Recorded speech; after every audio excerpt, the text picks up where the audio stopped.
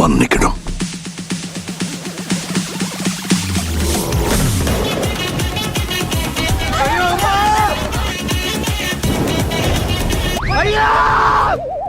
ஏன் என்ன இப்படி சாவடிக்கிறீங்க?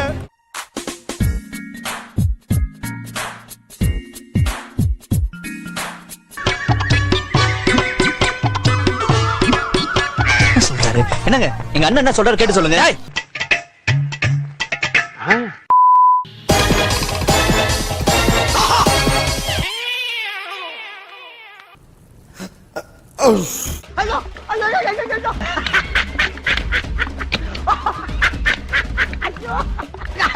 என்னால தாக்க முடியலடா.